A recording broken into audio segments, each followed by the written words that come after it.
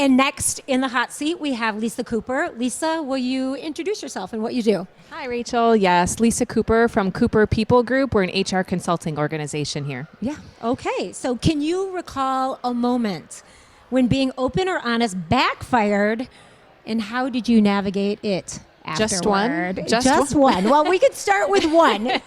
I feel like this is a continuous learning journey for so many of us, right? Right. I think the one that sticks out in my mind, you know, the Jerry Maguire movie where, Tom Cruise, Right. he does this Show me the money? Yeah, Or maybe well, not that before part. that. Before Okay. that, he does like the Okay. Manic Manifesto, and he puts it all out Right. there, and he puts And then it's his crickets. public passionate plea, right? And then he ends up having to leave his employer. So I did something similar a few years back. I worked for this wonderful organization that was very much gave a lot of psychological safety and really encouraged you to be open and honest about how you were feeling. And there were some organizational changes that I felt very strongly about, if one can imagine that. And so I wrote a similar manic manifesto and said, I think y'all are missing something, and here's why.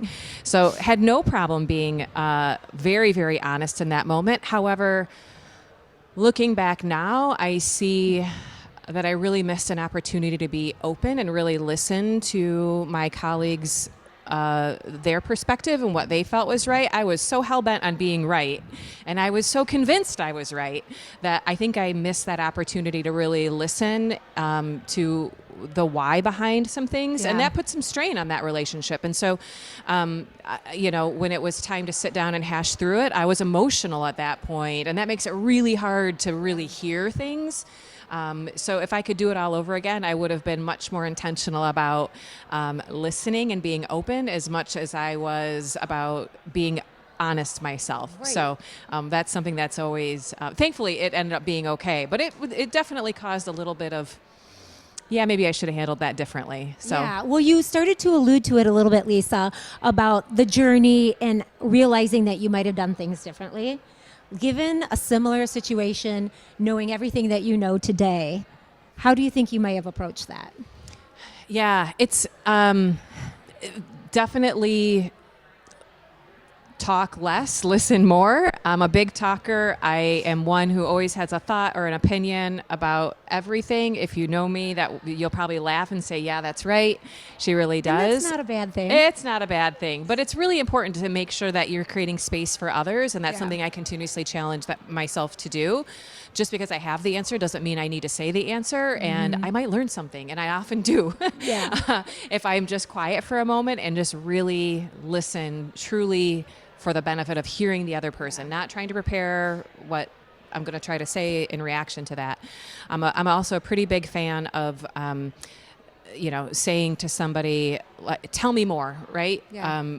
Tell me more about that. And that encourages me to slow down, shut my mouth, and ask for clarity, ask for specifics, ask for more context, to make sure that I'm giving the space that sometimes people need to share all that they need to. Sometimes it feels like we're going through life and we're guessing a little bit. It's kind of like sending messages through text and maybe sending an emoji to realize, hey, I'm just kidding. Right. Or because things can be taken in so many different contexts. Absolutely. 100% of my team works remotely, so we know that firsthand. Interesting, yes. Yeah, so we have to be very, very cognizant It's the new about age. It is, with phone and chat and online. There's a lot of things that can be misconstrued, right? When we're not having face-to-face conversation, I can read your facial expressions and hear the intonation in your voice and all of those things. So even more important. Yeah.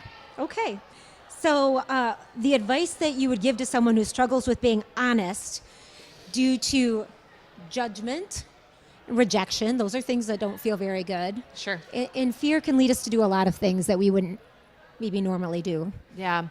I'm a pretty big fan of Marcus Buckingham.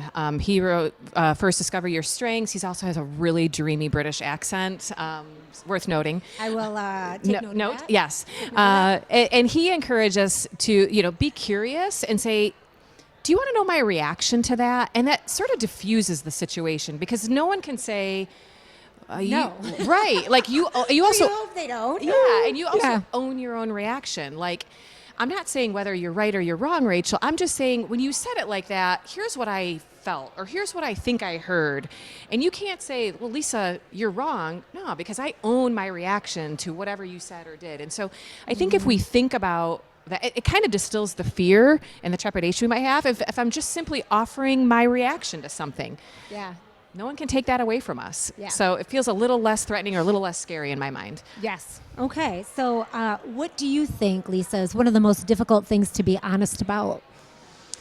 I think it depends on the person. For me, I have the best team. I really do. And so for me, giving really critical feedback to people who are really amazingly talented, I love them. I admire them. I treat them like friends and family. And so for me, I might just say, oh, I'm not going to talk to you about that, Rachel, because it's not that big of a deal, Rachel. Like, Yeah. it's not that big of a deal. You do 9 out of the 10 other things really, really well. I'll just skip over that one thing, even though I know that one thing could make a huge difference for you or a project that you're working on. Sometimes it's hard for me to remember that feedback is always welcome if you set it up right. And I love to ask for that permission. Do you want to know my reaction? Or would it be okay if I offered you some feedback? So I have to keep reminding myself that it is okay.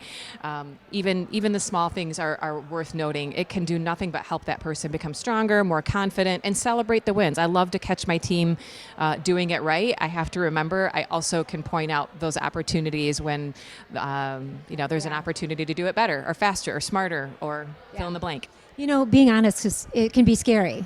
It is. Because you don't always know how someone is going to receive your feedback. It's interesting, too, because, we coach our clients all the time about how to deal with really sticky employee relations situations and how to work through corrective action and performance improvement plans. It's super easy for me to say, hey, Rachel, you're a CEO of a business. Here's how you should give feedback to your employee, Ken Bogard. Right? Right. I can tell you all day long how to do it. But when it's me having to do it, it's way harder, right? Yeah. It's way harder when we have to do it ourselves. We all know the right thing to do, but when you're in that moment, you really have to remember the good things we learned in the book, right? And say, okay, am I putting others' needs before my own, right? And so I keep this handy. I refer to it often. It's well, like sure Ken and Grace appreciate that. Yes, I'm sure they do. Well, I appreciate them. It's been very helpful. Yeah, we appreciate your insights. Thank you so much. Thank you, for Rachel. joining us. And we have some amazing speakers. We're going to be heading over to the main stage, so just sit tight. We've got more to come.